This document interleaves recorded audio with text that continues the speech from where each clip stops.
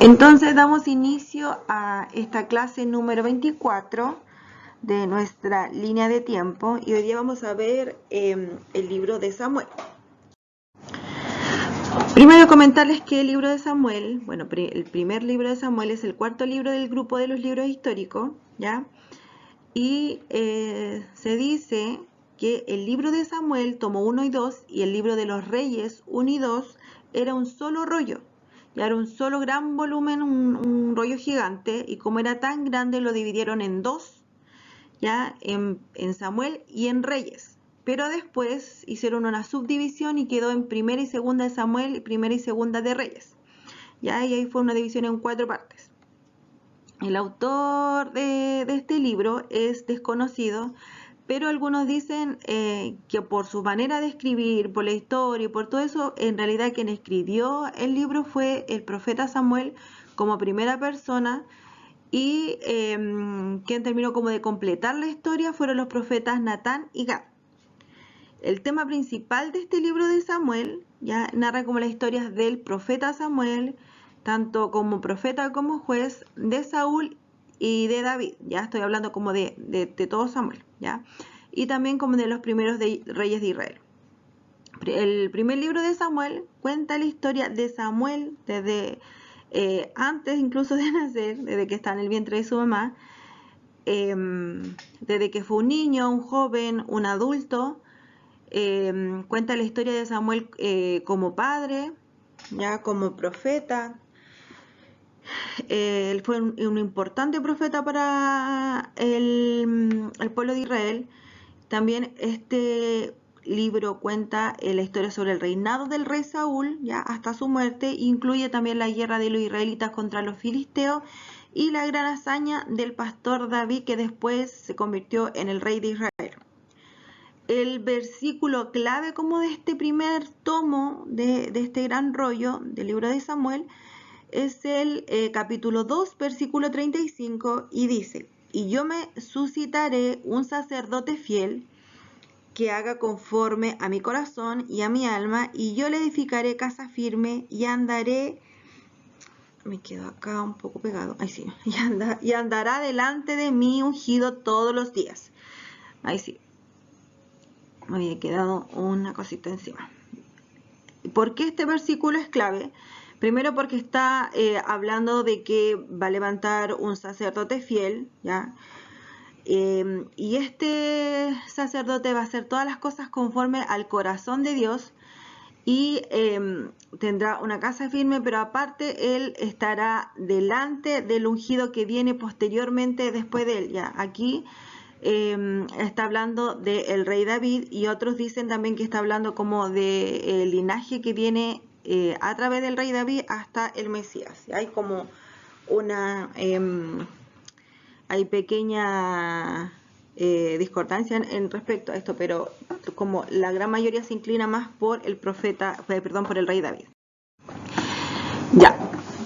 Según entonces también la palabra, cuando uno empieza a leer, dice que Elcana, ya Elcana es el padre de Samuel, dice que de la tribu de Efraín, ya, pero el libro de las crónicas, ya en Primera de Crónicas 6 del 16 al 30 hace como todo un árbol genealógico donde va poniendo como el linaje de los hijos de Leví, ya de esta tribu que fue una tribu escogida, y muestra que en realidad, si bien como que nació presera, recuerden que los levitas, como el linaje de los levitas, no tenían un territorio como tal, sino que ellos estaban como dispersos dentro de las otras tierras, ¿cierto? Ellos tenían como sus lugares o sus ciudades de... ay, se me olvida la palabra, pero tenía como su ciudad ahí escogida, sus ciudades de paz y todo. Ellos en realidad no tenían una tierra como tal, no tenían un territorio como tal. Entonces algunos dicen que él venía como de ese lado por parte de la tribu de Efraín, pero su descendencia era levita. ¿Ya? Y aquí en el libro de las crónicas está donde dice que entre los descendientes del Cana estaban Amasai, Aimat, pero ahí muestra como que está dentro del linaje entonces sacerdotal de Leví. Yo aquí les puse esta diapositiva como para meternos de lleno o introducirnos de lleno al libro de Samuel. Y les puse esta diapositiva que nosotros ya hemos visto un montón de veces, yo creo que ustedes la ven, y automáticamente saben que este es el patrón cíclico del comportamiento de pecado y de la vida de los israelitas, y ustedes ya se lo saben de memoria, ¿ya? Y yo lo volví a poner aquí porque quería explicarle esto para poder entrar entonces de lleno al libro de Samuel. Ya nosotros vimos en el libro de los jueces que habían 12 jueces, 13 si separábamos a Débora con Barak, 14 y 15 con el sacerdote Elí y el profeta Samuel. Ya la diferencia del sacerdote Elí y el profeta Samuel, que lo dejan aparte, si bien ellos también juzgaban al pueblo, ellos cumplían como una labor sacerdotal y profética. Ellos eran del linaje de Aarón, ya en comparación a los otros. Entonces, por eso que algunos los cuentan como jueces, otros no lo cuentan como jueces, porque también no está dentro del otro libro, entonces como que lo separan. Entonces, algunos dicen que son 12, otro que son 13, otro que son 15, ¿ya? Y ahí les puse como el listado al lado de los jueces que nosotros estuvimos viendo. ¿Ya? Los otros jueces, desde Otoniel hasta Abdón, ¿ya? Ellos tenían este comportamiento que nosotros vimos aquí en el libro de los jueces, que ellos estaban tranquilos, pero al estar tan tranquilos, venía el pecado porque se inclinaban a otros dioses, cometían pecado, adulteraban y todas esas cosas. Entonces ellos al pecar venía la opresión también de los gobernantes que estaban en cada lugar. Ellos también los oprimían, y cuando ellos estaban oprimidos, ellos se arrepentían y se acordaban que existía este Dios todopoderoso que los podía librar de todas estas cosas, y al haber un arrepentimiento, clamaban al Señor, y el Señor levantaba un libertador, o sea, levantaba un juez, y peleaba y seguía las órdenes de Dios hasta ahí cierto punto, como vimos con mucho de esto, y venía la paz entonces dentro del al pueblo de Israel, y venía entonces todo este comportamiento cíclico. En todos estos jueces nosotros vimos esto súper marcado. Esta historia era como casi un copiar-pegar, porque era tan aprendido como este patrón, y uno iba leyendo los jueces y uno iba viendo cómo ellos estaban súper bien, pecaban y no sé qué, era como súper marcado. En cambio, ya en el libro de Samuel nosotros también podemos ver que hay algo de esto, pero no está tan marcado como en el libro de los jueces. ¿Ya? Entonces, veamos el primer capítulo de este libro, nos vamos a ir capítulo por capítulo, como para recordar un poco algunas historias que ya veíamos y aprender otras, y como siempre nosotros decimos, aparecen detalles que nosotros no teníamos idea. Esta historia yo creo que para nosotras las mujeres, por lo menos, creo que es como bastante conocida, porque la vimos en el primer ciclo de estudio cuando estudiamos las mujeres de la Biblia, y estudiamos la vida de Ana.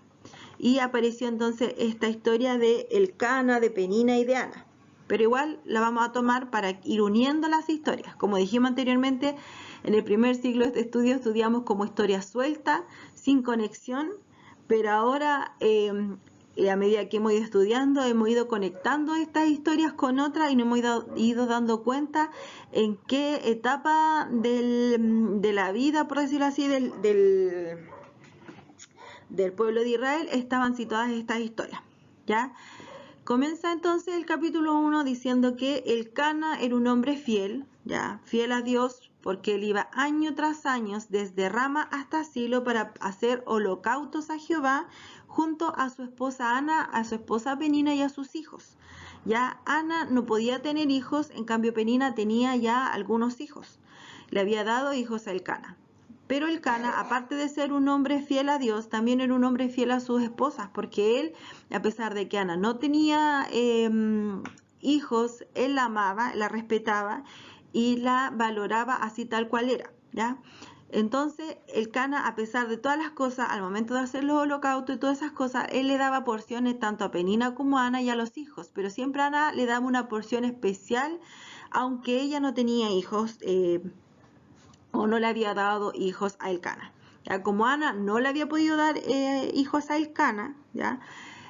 Penina se burlaba de ella. Yo creo que nosotros todos nos acordamos de esta historia. Ella se burlaba y le decía, Wichipirichi, tú no tienes hijos, yo tengo hijos, mira, y a lo mejor le hacía carita y no sé qué, y le mostraba que ella tenía sus hijos y ella no podía tener bebés aún. Entonces yo creo que Penina se sentía como la principal, la importante, porque ella había dado hijos, en cambio la Ana aún no tenía nada, ¿cierto? Entonces la Penina se burlaba de ella cada vez que iban ahí al tabernáculo y hacía la repartición de las ofrendas y todo. Y Ana obviamente se entristecía mucho a causa de las burlas de Penina, y ella lloraba con angustia por todo este proceso, ¿ya? Ella entonces estaba en una ocasión que muestran aquí en este primer capítulo, tan triste a causa de las burlas y de no poder disfrutar de sus hijos y todas esas cosas porque no tenía. Entonces el Cana le pregunta y le dice, ¿por qué no quieres comer? ¿Por qué llora? ¿Por qué estás desanimada? ¿Por qué estás así? ¿Acaso que haces esto porque no tienes hijos? ¿Solo por eso? ¿Porque no tienes hijos? Le dice, pero si me tienes a mí, dice, ¿acaso yo no soy mejor que tener 10 hijos? Entonces como que la trata de consolar dentro de todo este proceso, así como ya no tome en cuenta las burlas de los demás, las burlas de Penina, mira, si a lo mejor ella tiene hijos y todo, pero mira, tú me tienes a mí, que yo te amo, te valoro. Él la valoraba y la amaba a pesar de no poder darle hijo, porque él era un hombre íntegro, ya era un hombre íntegro, que él tenía, como se decía, un buen yavista o yagüista, porque él era un hombre que era fiel a los principios de Yahvé o Yahweh, ¿ya?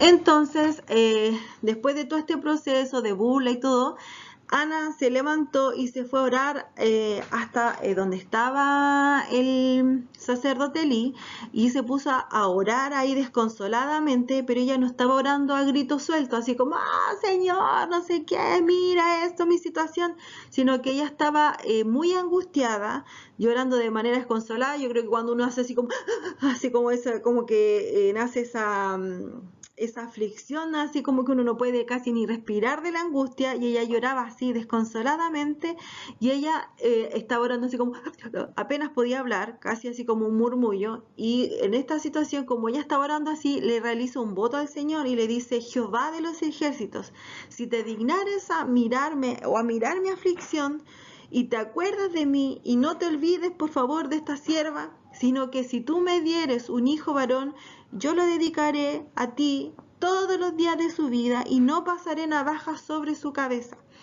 Cuando yo leía esta oración me recordaba un poco a lo que el Señor le había entregado en un momento a la mamá de Sansón. ¿Se acuerdan que le dijo que no comieras nada de la uva, ni sidra, ni vino, ni nada, y que cuando tuvieras un hijo varón no pasara navaja sobre su cabeza? Y él entonces desde el vientre estaba marcado con un voto nazariato, ¿ya? Entonces aquí en el fondo igual lo que estaba haciendo, hacer un voto nazareato con Samuel, porque estaba diciendo, si tú me das un hijo, yo lo voy a dedicar a ti y no le pasaré navaja sobre su cabeza. Entonces mientras ella estaba orando ahí en silencio, angustiada y todo, el sacerdote Elí pensó que Ana estaba borracha, que había tomado, y que en realidad lo que estaba haciendo estaba como ahí media hablando, como uno dice, cabezas de pescado o incoherencias, porque estaba ahí media borrachita, ¿cierto? Estaba ebria. Pero en cambio ella, cuando el sacerdote le fue a hablar y dijo, ¿por qué estás borracha aquí en el tabernáculo si no puedes estar en este estado? Ella le dice, no, yo no estoy ebria, no estoy borracha, yo no he tomado nada. Le dice, lo que pasa es que yo estoy angustiada, estoy triste porque yo no puedo darles hijos a mi esposo Elcana, Penina me hace burla. Entonces ella fue como que le explicó toda la situación, y ella lo que le dijo, yo lo que quiero es tener un hijo, y yo le acabo de ofrecer a Jehová, a Yahweh, que si él me da un hijo varón, yo se lo voy a dedicar a él y no voy a pasar navaja sobre su cabeza. Entonces ahí el sacerdote Elí, el sumo sacerdote, le dice, ve en paz, y el Dios de Israel te otorgue la petición que le has hecho. Y ella dijo, halle tu sierva gracia delante de tus ojos. Y se fue Ana, ya de regreso hasta donde estaban los demás, y ella comió y no estuvo más triste. Ya nosotros muchas veces, yo cuando leía esto decía, nosotros muchas veces le pedimos, perdón, tantas confirmaciones a Dios como para tener paz, y le pedimos una y otra vez, y le oramos 1000 veces lo mismo porque pensamos que Dios es sordo y no nos escucha. En cambio aquí yo también veo como un acto de fe tan grande, ella en su angustia llorando, y le explica al sacerdote, el sacerdote le dice, mira, anda en paz porque Dios te va a otorgar esto, tu petición. Y ella comió, se fue tranquila y ya no estuvo más triste porque tuvo una fe pero tremenda al saber de que Dios le iba a responder su petición. Después en este mismo capítulo nosotros vemos que Elcana regresa a su casa con su esposa y sus hijos, y Elcana le baja todo el amor con Ana, y ellos tienen intimidad. Y en ese momento que ellos tienen intimidad, el Señor se acordó de la petición de Ana y le dio la oportunidad de quedar embarazada. Así que en ese momento, en base a esa relación, Ana queda embarazada. Entonces, después de un tiempo, cuando ella ya da luz a su hijo, le pone como nombre Samuel. Y ya correspondía ir de vuelta al tabernáculo a rendir holocausto, porque ellos iban una vez al año tras año, o sea, siempre fiel como yo decía, a la creencia o a las, ¿cómo se dice esta palabra? Tradiciones, ¿cierto? Era fiel a las tradiciones ya vistas. Entonces el año tras año iba con su familia, y entonces al año siguiente, ya cuando había nacido Samuel y correspondía ir de vuelta hasta Silo para hacer este holocausto, Ana le dice, mira, yo en esta ocasión no voy a ir, me voy a quedar acá con Samuel hasta de que pueda destetarlo. Una vez que ya Samuel esté destetado, yo lo voy a llevar a hacer este holocausto, y no solamente lo voy a llevar, sino que lo voy a dejar allá como se lo prometí al Señor, para que se quede ahí para siempre. Así que Elcana le dijo, sí, está bien, yo me voy. Así que él se fue con Penina y el resto de los hijos a hacer holocausto. ¿Ya? Entonces cuando ya Samuel dejó el pecho, Ana se llevó a Samuel al año ya que correspondía hasta el tabernáculo en Silo, y lo dejaron allí como ella había prometido al Señor, y llevaron también un toro de 3 años para sacrificarlo, y una canasta de harina y un poco de vino. Entonces después que hicieron el sacrificio, que entregaron toda la ofrenda y todo en el tabernáculo, le entregaron también a Samuel al sacerdote Eli. Y ella le dijo ahí al sacerdote, o sea, en el momento dijo, oh Señor mío, vive tu alma, Señor mío. Yo soy aquella mujer que estuvo aquí junto a ti orando a Jehová por este niño, y por este niño, perdón, y Jehová me dio lo que le pedí. Yo pues lo dedico también a Jehová todos los días que viva, será de Jehová, y ahí adoró a Jehová.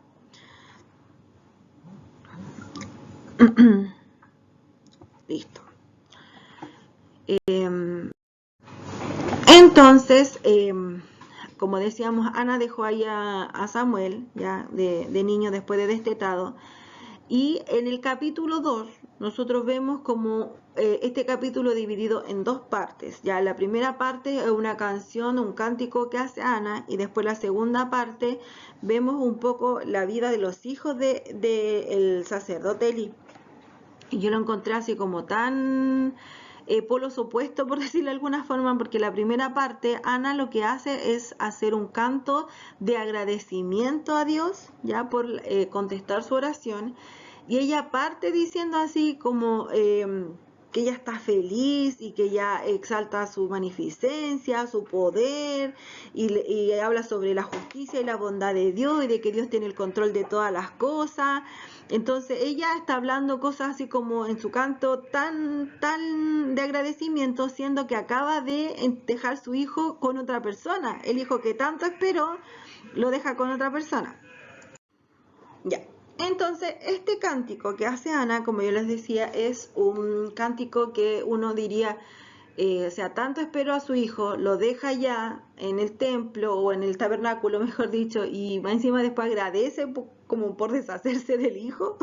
Pero en realidad ella lo que hace es un canto porque, a pesar de que ella consagró a este niño, se lo entregó al Señor y lo dejó allá, ella hace este canto de agradecimiento porque fue una oración contestada para ella. Entonces, ella lo hace en forma de agradecimiento, con júbilo, con alegría, porque entiende que es una bendición de Dios su hijo, pero también es un préstamo y que Dios se lo prestó, pero que en realidad va a ser un hombre que Dios le va a dar una hermosa descendencia, que Dios le va a llevar para grandes cosas, como se dice, porque ella al terminar este cántico, ella lo que dice es como que deja un mensaje profético a través de su cántico, ¿ya? Que dice, delante de Jehová serán quebrantados sus adversarios, y sobre ellos tronará desde los cielos. Jehová jugará a los confines de la tierra, dará poder a su rey y exaltará el poderío de su ungido. Entonces, cuando dice esto en el original, la palabra que ella ocupa es Mesiaj, ¿ya? Entonces, también algunos estudiosos dicen de que ella lo que hace referencia no es un ungido cualquiera, porque antes también se le llamaba como ungido a todos aquellos que hacían algo importante delante del Señor. Pero si esta palabra que ella ocupa aquí en esto, en vez de la palabra ungido, la palabra que ocupa es Mesiaj, que significa Mesías. Ya entonces ella está haciendo como un acto, como está entregando como una palabra profética, por decirlo así, de lo que iba a venir. Ya. Entonces esa es como la primera parte de este capítulo 2 del libro de Samuel. Y después dice, y el Cana se volvió a su casa en Ramá, y el niño ministraba a Jehová delante del sacerdote Elí. O sea, quedó el niño ahí con el sacerdote Elí, y él ministraba a Jehová desde pequeño, ¿ya? Yo aquí lo que desprendo como de la primera parte de este capítulo y comienzo como en la segunda parte, es que este es un contraste, ¿ya? Es como el cara y sello que yo veo, porque aquí nosotros vemos una oración de exaltación, de agradecimiento, y está diciendo que este niño ministra a Jehová delante de Elí, pero después empieza a hablar sobre los hijos de Elí, ya que eran hombres en realidad que no tenían ninguna relación con Dios. Estos hijos del sacerdote Elí también eran sacerdotes, ya, y ellos estaban al servicio en el tabernáculo. Si bien conocían de Dios, no le conocían, ya. Y aquí yo hago esta diferencia porque a veces uno dice, no, si yo soy cristiano, yo voy a la iglesia, yo conozco a Dios. Pero cuando uno conoce a Dios, pero no le conoce en lo íntimo, no hay una relación con Dios. Entonces, cuando no hay una relación verdadera con Dios, cualquier cosa a uno lo tira para afuera o lo deja ahí medio tambaleando, porque no hay una relación íntima constante con Dios. Ya, los hijos de Elí eran hombres perversos, eran hombres malos. Si bien estaban ahí, eran hombres que en realidad no deberían haber estado ahí como al servicio trabajando. Porque su papá, como por no querer que la gente dijera algo, yo creo, él seguía teniendo a los hijos ahí en el servicio, ahí en el tabernáculo, pero igual la gente estaba viendo ya que estos hombres no estaban haciendo las cosas de una manera correcta. Ya, porque si bien, como le decía, ellos conocían de Dios, no tenían una relación íntima con Dios. ¿Ya? Entonces se supone que estos dos hijos que tenía Elí eran hombres apartados para Dios, pero en realidad ellos estaban enfocados en satisfacer su propio placer. ¿Ya? Entonces en ese tiempo el sacerdote o el sumo sacerdote, así como el principal, era Elí, pero él ya estaba viejito, estaba cansado, ya él es como que se le estaban agotando allá sus fuerzas. Y entonces quienes hacían todo ahí, como uno dice, el tejemaneje, todas las cosas dentro del tabernáculo, entonces eran los hijos de él. Y la Biblia describe a estos hijos de Elí con estas palabras que dicen que eran hombres impíos, ¿ya? Y que no tenían conocimiento de Jehová. Como yo le decía, no es de saber de él, porque sabían que Jehová existía, pero no había una relación. Entonces dice, los hijos de Elí eran hombres impíos y no tenían conocimiento de Jehová. Pero esta palabra impíos, ya en el original, en hebreo, lo que significa es Benei Belial, ¿ya? Que significa hijos sin valor, o así como buenos para nada, malignos, destructores. Entonces aquí lo que está diciendo es que los hijos de Elí eran unos hombres buenos para nada, eran unos hombres malignos, destructores, eran hijos sin valor y no tenían conocimiento, no tenían relación con Jehová, así como eran malos, ¿ya? Y Elí obviamente, como eran su hijo, no lo iba a sacar, los tenía ahí. Y después, ¿qué vuelve a decir? Después que está hablando así como que malos eran estos hombres, estos dos hijos de Eli, malísimo, malísimo, pero el joven Samuel ministraba en la presencia de Jehová. O sea, aquí está diciendo lo malo, malo, malo, malo, pero el joven Samuel ministraba en la presencia de Jehová, vestido de un efod de lino, y le hacía a su madre una túnica pequeña y se la traía cada año cuando subía con su marido para ofrecer el sacrificio acostumbrado, ya, porque habíamos dicho que el Cana año tras año iba junto a su familia hasta el tabernáculo en Silo para poder rendir holocaustos a Yahweh. ¿Ya? Y Elí bendijo al Cana y a su mujer diciendo: Jehová te dé hijos de esta mujer el lugar del que pidió a Jehová, y se lo volvieron a su casa. Yo aquí quiero mostrarle algo, que aquí dice que el joven Samuel, o sea, ya no era un niño. Ya recuerden que Samuel fue entregado después del destete, que alguna vez nosotros vimos también dentro de las clases que el destete se cree que fue como alrededor de los 3 años. Entonces, que es más o menos como el destete de los niños en estos tiempos, o sea, en el pueblo de Israel.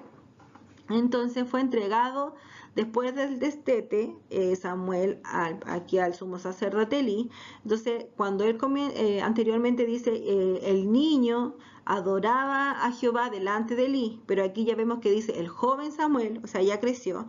Y según también la escritura y los estudiosos, aquí ya pasaron 12 años. Entonces algunos dicen que 12 más 3 son 15, que ya era un joven de 15 años.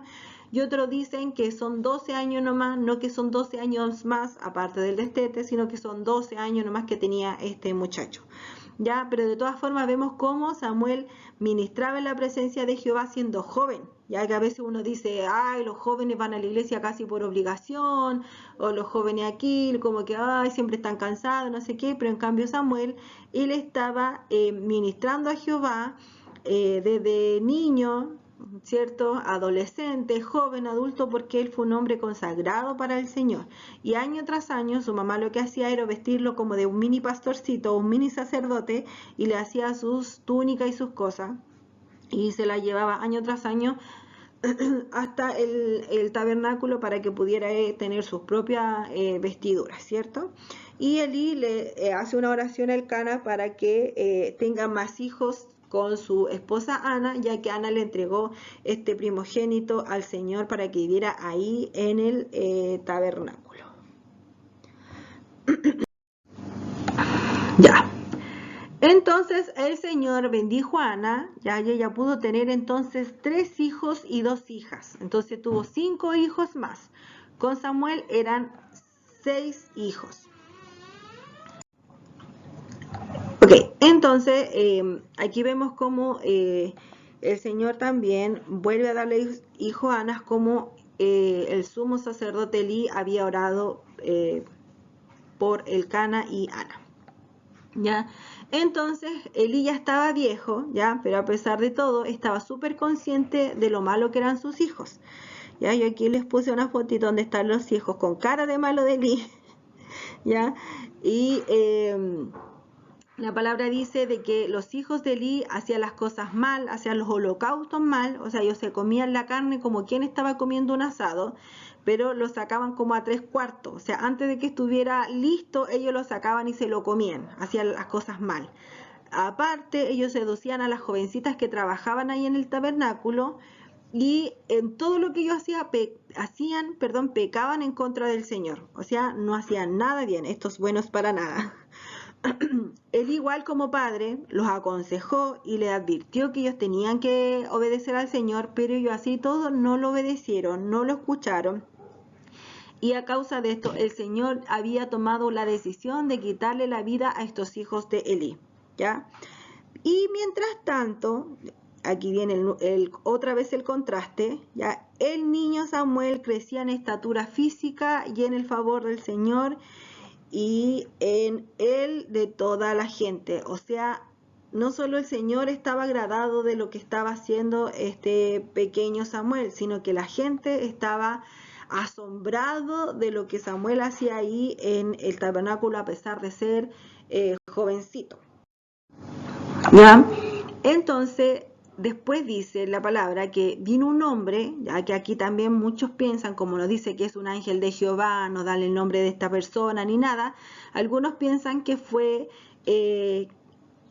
Cristo mismo. Recuerden, cuando hablan del ángel de Jehová en el Antiguo Testamento está hablando de Cristo mismo, ¿ya? Entonces algunos piensan que aquí se le apareció Cristo mismo como en forma de hombre a entregarle un mensaje a Elí. Otros dicen que fue un profeta de Dios que como no, que entre comillas no tenía mayor relevancia dentro de la historia, no estaba el nombre puesto solamente, ¿ya? Pero este hombre, entonces, este profeta, fue hasta Elí a entregarle un mensaje, y el mensaje igual fue fuerte, porque le decían que ya que los hijos eran tan malos, hacían todas las cosas mal, holocausto, andaban conquistando a las jovencitas, hacían todo lo que no tenían que hacer, entonces él lo que iba a hacer, por estar haciéndose loco o haciendo la vista gorda, le iba a quitar la vida a sus hijos, iba a bendecir al pueblo de Israel, pero ellos no iban a ser bendecidos, sino que iban a mirar así como con envidia desde lejos cómo estaba siendo bendecido el pueblo de Israel. ¿Ya? Y le recordó este mensajero todo lo que Dios había hecho con el pueblo de Israel desde que salieron de Egipto, ya desde que los sacó de la esclavitud en Egipto, cómo fueron escogidos Aarón fue escogido para ser sumo sacerdote, y cómo también todo su linaje iba a ser sacerdote, iba a ser un linaje sacerdotal, y le entregó esta palabra. Dice entonces: ¿por qué menosprecian mis sacrificios y ofrendas? ¿Por qué le dan más honor a tus hijos que a mí? Dice, pues tú y ellos han engordado con lo mejor de las ofrendas de mi pueblo. Por lo tanto, el Señor Dios de Israel dice: prometí que los de tu rama de la tribu de Leví me servirían siempre como sacerdotes. Sin embargo, aquí dice, pero, es como, ya que ustedes están haciendo todo lo malo, dice, sin embargo, honraré solamente a los que me honran y despreciaré a aquellos que me menosprecian, ¿ya? O sea, por mucho que él haya prometido esta cosa, como que ya me tienen aburrido de estar haciendo las cosas mal, entonces solamente voy a honrar a aquellos que me honran y voy a despreciar a los que me menosprecian. Llegará el tiempo cuando pondré fin a tu familia para que ya no me sirva más en el sacerdocio, y todos los miembros de tu familia se van a morir antes de tiempo y ninguno va a llegar a viejo. O sea, le dio la tremenda palabra, así como, wow, no me gustaría que Dios me entregara esa palabra a mí. Le está diciendo todo lo malo que son, y los voy a matar antes que lleguen a viejo, porque ninguno, y más encima se van a salir de esta rama sacerdotal porque ya hicieron todo mal. Y además le dijo que moriría, que van a mirar, con envidia la prosperidad del pueblo de Israel, y que sus dos hijos, tanto Ofni como Fines, iban a morir el mismo día como señal de que todo lo que le estaba diciendo era real. ¿Ya? Dice, y entonces levantaré a un sacerdote fiel, quien me servirá y hará lo que yo deseo. Estableceré para él una descendencia duradera, y ellos serán por siempre sacerdotes para mis reyes ungidos. Así pues, todos los que me sobrevivan de tu familia se inclinarán ante él, mendigando dinero y comida. Dirán, le rogamos que nos dé trabajo entre los sacerdotes para que tengamos suficiente para comer. ¿Ya? O sea, es una palabra súper dura que le está entregando a Elí a causa de todas las cosas malas que estaban haciendo sus hijos, y él haciéndose loco, la vista gorda, al no frenar así como tajantemente toda esta situación. Entonces, a causa de todo esto que estaba pasando, ¿ya? ¿Qué es lo que pasa? Que la palabra dice que Dios estaba en silencio, ¿ya? Yahweh estaba en silencio porque si los que estaban ejerciendo el sacerdocio dentro del tabernáculo, ya que Elí estaba viejito y ellos estaban haciendo malas cosas, obviamente no iba a venir una palabra de Dios a ellos, porque Dios, como digo yo, no se junta con la chusma. No, no es así. Dios no le iba a entregar una palabra si ellos no tenían una relación con Dios, ¿ya? Todo el rato dicen que estábamos viendo que eran hombres malos y que no tenían conocimiento de Jehová, que eran unos hombres malos, detestables, no sé, que hacían todas las cosas mal y que no tenían una relación con Jehová. Por lo tanto, como no había una relación, no había intimidad, el Señor entonces estaba en silencio. Y el joven Samuel ministraba a Jehová en presencia de Elí, y la palabra de Jehová escaseaba en aquellos días. No había visión con frecuencia. ¿Ven? Estaba así como Dios trabajando en silencio a causa de esta situación. Ya estaba en silencio a causa de la decadencia espiritual del pueblo de Israel. Y aquí está esta historia que nosotros conocemos, yo creo que ya muy bien, que le hemos escuchado muchas veces en la iglesia o en predicaciones, a lo mejor por YouTube o por otras plataformas, que hemos escuchado hartas veces, como la historia de Samuel cuando Samuel, siendo un joven, estando ahí acostado aquí sale la foto como que está en una habitación súper hermosa y todo, pero en realidad él dormía ahí como ahí en el mismo tabernáculo y como adelantito ahí en una colchoneta. Y esa noche él estaba allí durmiendo, acostado, cuando escuchó que alguien le decía: Samuel, ¡hey, Samuel! Y él se paró y fue hasta donde el sumo sacerdote le dice: Señor, ¿usted me está llamando? Despierte, ¿me habla? No, le dice, estoy durmiendo, no te estoy llamando. Ah, ya. Entonces dice, anda a acostarte y déjame dormir. Entonces ya, se va a acostar de nuevo. Cuando uno escucha, Samuel, hey, Samuel. Entonces va de nuevo, disculpe que lo moleste, de verdad no me está llamando, yo escuché que me estaba llamando. No, anda a acostarte si yo no te estoy llamando. Entonces ya va de nuevo, le dice, Samuel, Samuel, le dice, de verdad no me está llamando, sabe que yo he escuchado que ya como 3 veces me está llamando. No creo que esté loco. Le dice, mira, en ese momento Elí se da cuenta que en realidad lo que está pasando ya es que es Dios queriendo hablar con Samuel. Y le dice, mira, anda a acostarte. Y si tú escuchas de nuevo que te dicen Samuel, tú di, habla, Señor, que tu siervo escucha. Así que Samuel hizo eso, se fue a acostar. Y cuando escuchó de nuevo que le decían, Samuel, Samuel, él lo que dijo fue, habla, Señor, que tu siervo escucha. Ya, esta palabra nosotros, esta historia la hemos escuchado hartas veces. Es súper, súper conocida. Entonces, cuando este jovencito ya hace esto, el Señor entonces le entregó un mensaje a Samuel, y fue un mensaje igual súper duro para Elí.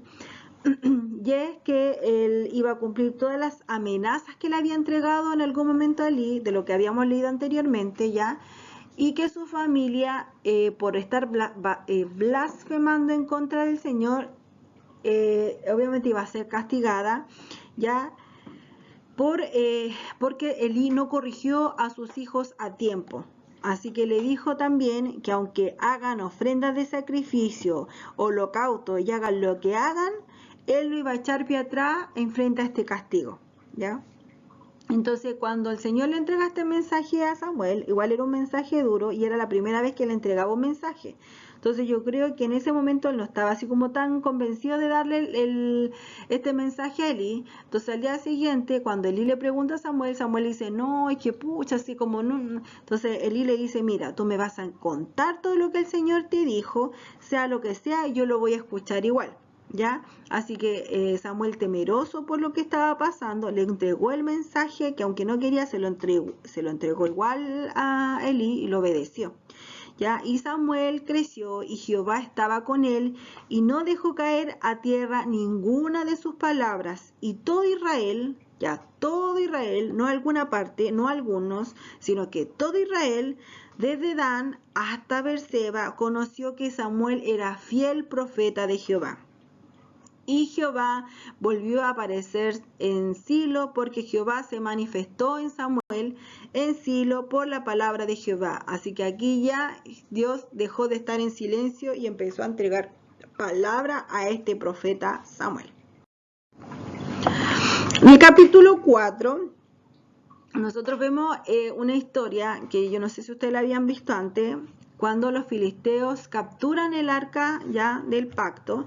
Y aquí están entonces el pueblo de Israel que estaba en Ebenezer y los filisteos que estaban en Afec peleando. Ya se le ocurrió a estos peleadores hacer una guerra y estaban peleando, y los filisteos atacaron al ejército de Israel, y no solamente los atacaron, sino que también los vencieron. Ya los derrotaron y mataron a 4.000 hombres israelitas. Entonces, cuando terminó la batalla, ya las tropas se retiraron cada uno por su lado, pero los ancianos de Israel se preguntaban por qué el Señor había permitido que los filisteos los ganaran, si ellos eran el pueblo escogido por Dios. O sea, ¿por qué no ganaron? ¿A causa de qué? Haciéndose casi lo desentendido, no entendían por qué el Señor estaba haciendo esto, si ellos solo hacían las cosas mal, solo estaban pecando. Entonces se le ocurrió la magnífica idea de traer el arca del pacto desde Silo, ya hasta donde ellos estaban ahí en el campamento. Y entonces ahí los hijos de Elí se llevaron el arca, uno lo transportó uno a cada lado y se lo llevaron entonces hasta donde estaban. Porque pensando que si estaba el arca del Señor, recuerden que el arca representaba la presencia de Dios mismo ahí entre medio de ellos, entonces dijeron, si está aquí la presencia de Dios mismo, o sea, el arca de Dios aquí entre medio de nosotros, Él nos va a salvar de nuestros enemigos. Y así lo hicieron. Entonces, cuando ellos se llevaron el arca del pacto ahí, donde estaban los soldados a punto de hacer como la segunda ronda de la pelea, ya llegaron ahí con el arca, y los israelitas se alegraron, hicieron un grito de alegría así, pero tan fuerte que llegó a temblar la tierra de lo alegres que ellos estaban, así como por el remesón, por los gritos de alegría que tenían, ¿ya? Y de primera los filisteos dijeron, uy, está el arca ahí, no vaya a ser que nos vayan a ganar, como que tuvieron un poco de miedo, pero después ellos se armaron de valor, porque ellos conocían igual el poder de Dios que lo había respaldado a Israel desde que salieron de Egipto. Ya toda la historia de Israel era bien conocida, no solo por los israelitas, sino por todos. Ya, pero ellos se armaron de valor y dijeron que ellos iban a pelear aún con más fuerza. Entonces dicen, filisteos, peleen como nunca antes, gritaron. Si no lo hacen, seremos esclavos de los hebreos, así como ellos han sido esclavos nuestros. ¡Peleen como hombres!, gritaban así. ¡Ah! Todos iban a la batalla. Así que los filisteos pelearon, pero a más no poder. Así, fue súper desesperado, y derrotaron otra vez al pueblo de Israel, ¿ya? Y la matanza fue tan grande que murieron aún más israelitas. Murieron 30.000 soldados israelitas, ¿ya? Y los sobrevivientes se dieron la vuelta y se fueron huyendo, ¿ya? Entonces los filisteos, al ver que los israelitas se fueron huyendo y quedó el arca y ninguno se preocupó de llevar el arca, dijeron, miren, ya que está el arca de aquí, llevémosla. Así que llegaron, pescaron el arca y mataron a los hijos de Elí, que eran Ofni y Fines. Ya ahí se cumple la profecía entonces que había entregado este hombre, y que después había sido respaldada una vez más a través de Samuel, ¿cierto? Entonces agarraron el arca y mataron a los hijos de Elí. Entonces un mensajero, al ver toda esta situación, escapó y se llenó la tierra con ceniza y todo, estaba así como muy angustiado, y le llevó la noticia hasta Elí y le dijo, Elí, ¿sabes lo que ha pasado? Mira, trajeron el arca a tus hijos hasta la pelea. Pero al ver esto, los filisteos pelearon aún con más fuerza y derrotaron a todos, que quedaron casi todos muertos, y los pocos vivos salieron huyendo. Y los filisteos se robaron el arca, y más encima, y además, mataron a tus hijos Ofni y Fines. Entonces, en ese momento ya el sacerdote Elí estaba viejito, tenía 98 años de edad, y aparte ya estaba ciego. Entonces él así como, ay, como no puede ser lo que estoy escuchando, se tiró sobre una silla, así como desmayado, pero por el peso de su cuerpo se fue también hacia atrás con la silla y todo, y se desnucó y se murió ahí mismo. Entonces la esposa de Fines, ya uno de los hijos de Elí, al escuchar lo que había pasado con el arca, al escuchar lo que había pasado con su esposo y con su cuñado, ya ella estaba en ese momento embarazada y empezó a tener entonces labores de parto, ya, y en el momento que ella estaba pariendo, incluso ella como que se estaba muriendo, estaba como perdiendo la vida, y las parteras la resucitaron, y ella ahí dijo que ese bebé que ella estaba teniendo y se iba a llamar Icabod, ¿ya? Que significa ¿dónde está la gloria de Dios? Así como ¿dónde está la gloria? Porque dijo que la gloria de Dios se había apartado de Israel porque se habían robado el arca y habían matado entonces a los israelitas, incluyendo a su esposo y su cuñado, y había muerto su suegro. Y después de esto ella muere también. Entonces aquí vemos otra vez la palabra cumplida, cómo está muriendo también la familia en masa de Eli. En el capítulo 5 nosotros vemos algo que yo el otro día les estuve comentando. No sé si ustedes se recuerdan, creo que fue el lunes, que yo les decía que había una canción que me hacía más sentido, que era Los enemigos de Jehová son temidos, algo así. Sus adversarios también son como el tamo ante él. Después dice Jehová es el Señor de los dioses. Después dice derribó a Dagón, dios de los filisteos, cortándole las dos manos. Y ahí no me la sé la canción, la verdad, pero esta canción, cuando yo la escuchaba antes, no la entendía hasta que leí el libro de Samuel. ¿Ya? ¿Por qué? Porque cuando los filisteos se capturaron el arca, ellos se fueron con el arca contentos, iban contentos y le llevaron el arca hasta donde estaba su dios. Y el dios de los filisteos se llama Dagón, ¿ya? Que es mitad pez, mitad hombre, o sea, es un sireno. Es un sireno, así como bien rudo el dios de los filisteos, ¿ya? Y ellos le llevaron el arca y lo pusieron ahí delante de Dagón como una ofrenda para su dios, ¿ya? Pero cuando le dejaron ahí el arca, ya ellos todos contentos le entregaron el arca y se fueron. Entonces a la mañana siguiente, cuando fueron a ver y adorar a su dios, se encontraron con que el dios Dagón estaba así como de guatita o de pancita delante del arca, se había caído. Entonces hasta el mismo dios de ellos, Dios con minúscula, estaba adorando al dios de los israelitas. Entonces ahí ellos, antes que fuera a llegar otra gente, pescaron esta estatua y la pusieron en pie para que como para que dijeran aquí no ha pasado nada. Se me salen muchos chilenismos. Entonces como aquí no ha pasado nada. Y ahí pusieron de pie nuevamente la estatua del dios Dagón. Y a la mañana siguiente pasó lo mismo, pero en esta ocasión estaba la estatua decapitada, o sea, había perdido la cabeza y también tenía las manos cortadas, ¿ya? Entonces, por eso que cuando yo leíste dije, ahora entiendo la canción, porque decía que el dios de los filisteos, ¿ya? Fue decapitado y le cortaron sus dos manos, ya que era el dios Dagón. Súper claro. ¿Ya? Entonces ahí al final, como pasó esta situación, los filisteos no querían tener el arca ahí, menos donde estaba su Dios, porque dijo, no, ¿cómo está pasando esto? La mejor que vamos a hacer, la vamos a trasladar. Entonces, Asdod es tierra filistea, ya también está ahí ¿se acuerdan que yo le había mostrado que Filistea era esta parte, lo que conocemos hoy como la Franja de Gaza, y que se cree que lo que es Palestina hoy, porque es como que de Filistea venía como de Filistina, lo que es Palestina, ya. Entonces este lugar, Asdod, entonces era tierra filistea, y fue herida con una plaga de tumores y ratones por tener el arca del pacto ahí.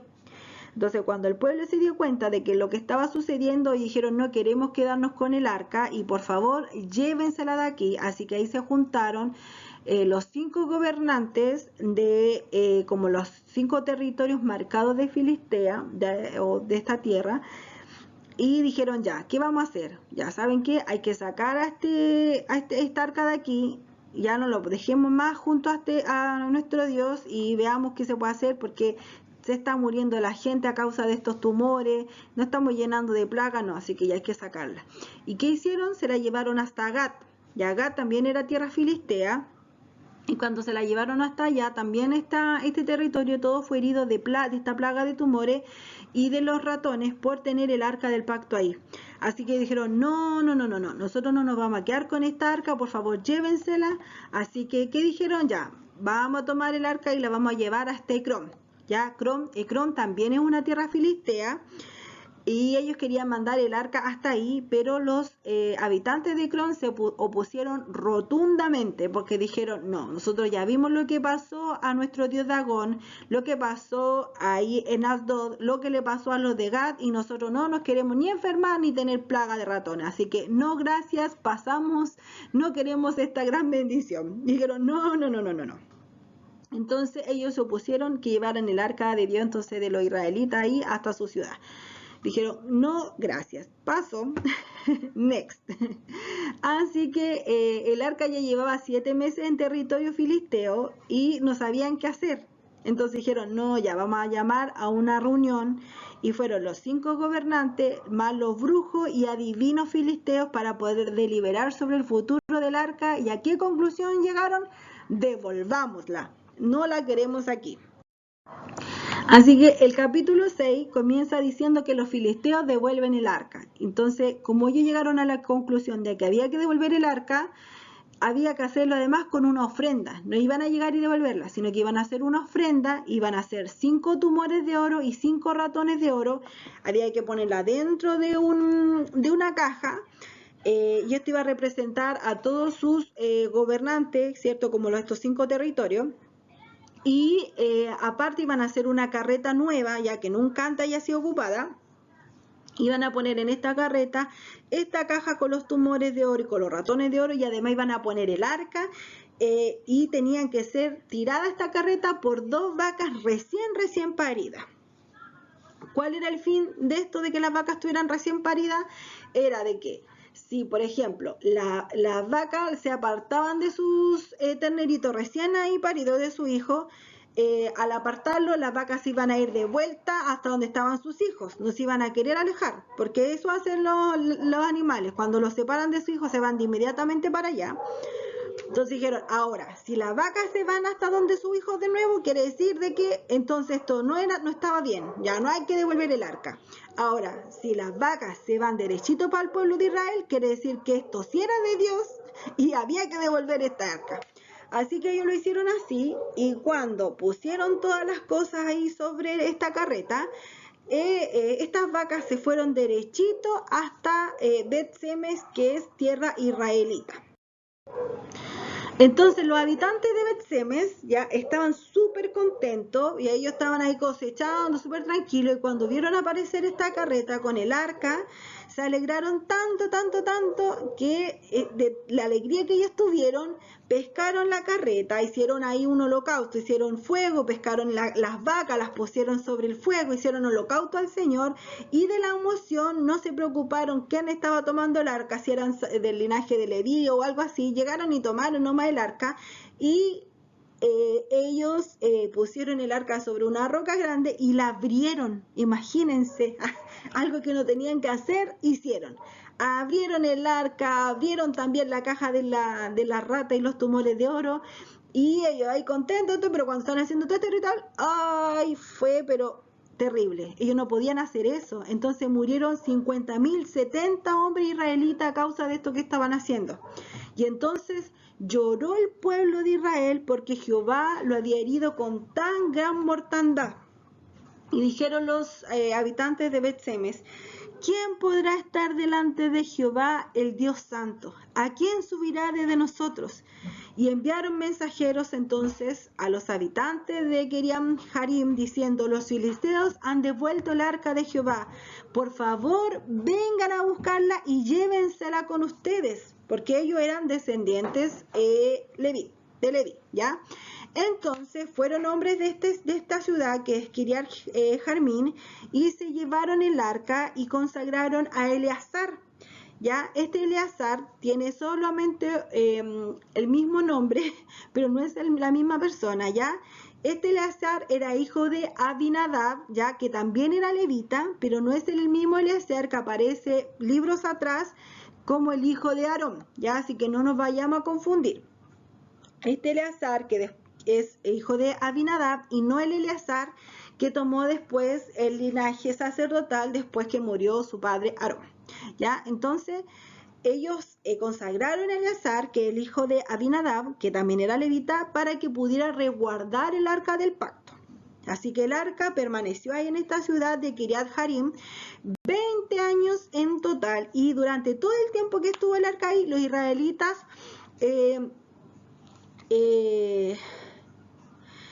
se lamentaban porque pensaban que el Señor se había olvidado de ellos y lo había abandonado, porque otra vez estaba en silencio. En el capítulo 7, nosotros vamos a ver aquí cómo ya Samuel está grande. Él está con 38 años de edad aproximadamente, lo que se piensa en esta parte de la historia. Y Samuel entonces empieza a tener una relación aún más constante con el Señor y con el pueblo. Y Samuel lo que hace es llevar al pueblo de Israel a la victoria. Pero parte como se dice con la pata izquierda.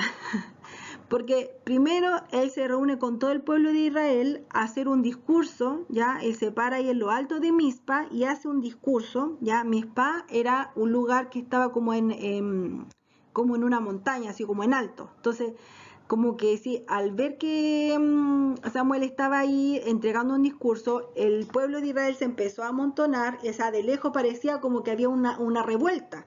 Pero en realidad lo que estaba pasando era que Samuel estaba entregando un discurso, ¿ya?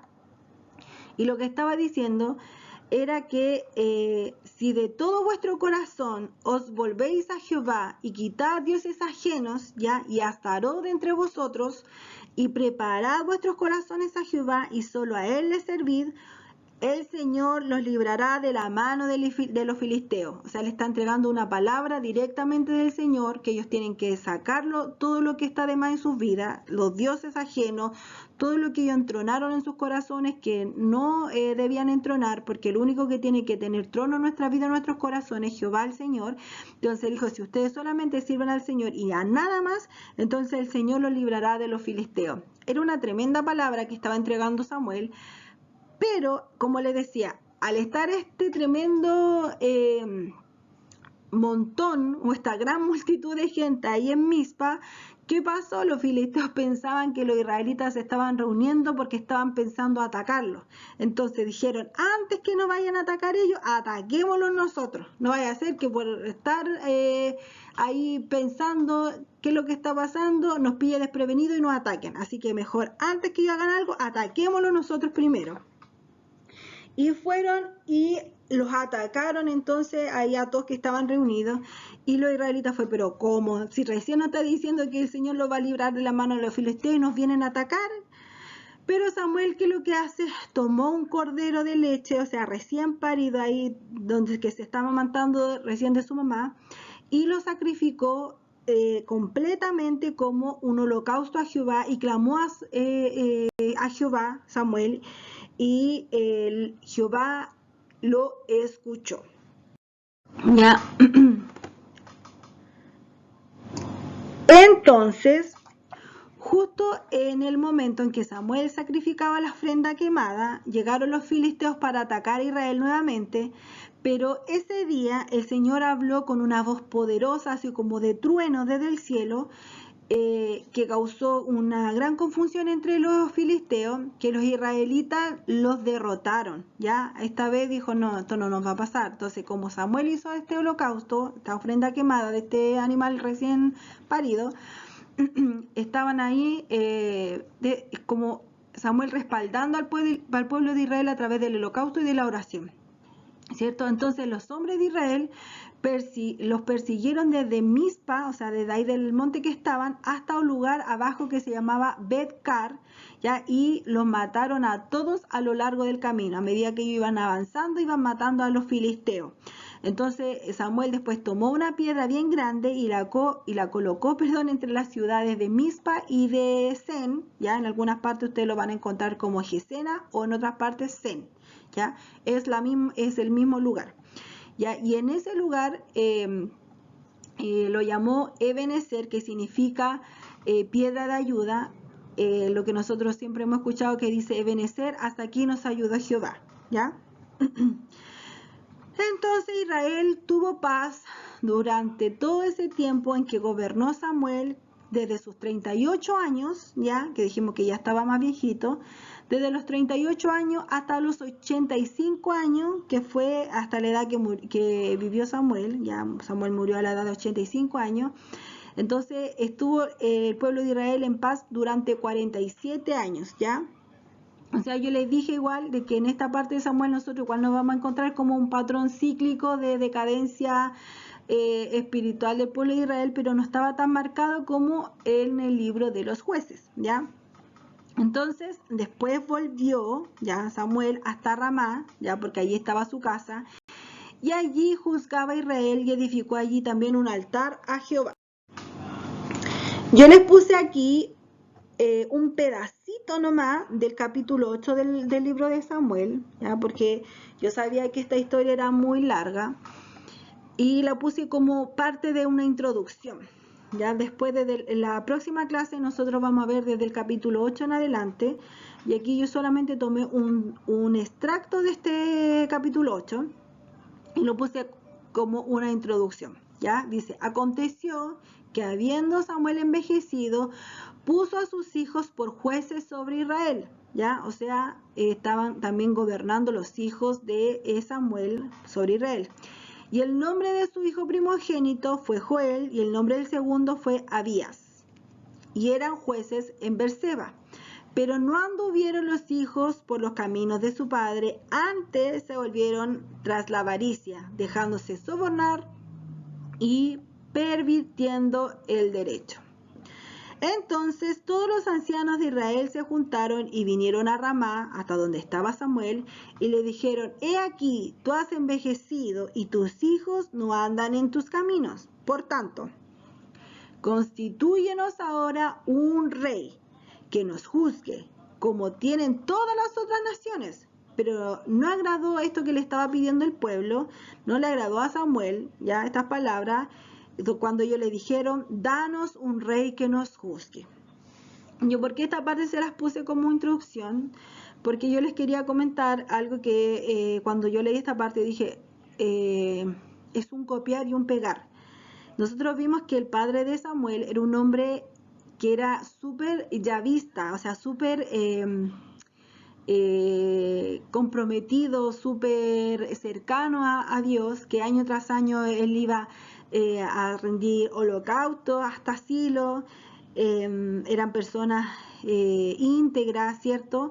Que él tenía a su esposa, nunca las dejó, entonces incluso salen los nombres de las esposas del Cana, dice que tenía hijos, se dedica a este libro a hablar sobre Samuel. Entonces la vida del Cana es muy diferente a la vida de Samuel, pero en cambio la vida de Samuel, ¿a qué se parece? O sea, ¿la vida de quién se parece? A la de Elí, ¿cierto? Del sumo sacerdote Elí. Él era un hombre igual, escogido por Dios, que hablaba como intermediario entre Dios y el pueblo, pero sus hijos hacían las cosas mal delante del Señor, eran hombres perversos, sus dos hijos. Y no se nombra si Elí tenía esposa, no tenía esposa, en ningún momento se nombra el nombre de la madre de estos hijos de Elí. Y aquí pasa lo mismo. Samuel también tiene alguna familia, ¿cierto? No se nombra el nombre de la esposa, si tiene algo. Se nombran solamente los nombres de los hijos, y está diciendo que los hijos eran malos. O sea, Samuel se dedicó como toda su vida a agradar a Dios, pero yo después digo, es como algo súper personal esto que yo estoy diciendo, ¿ya?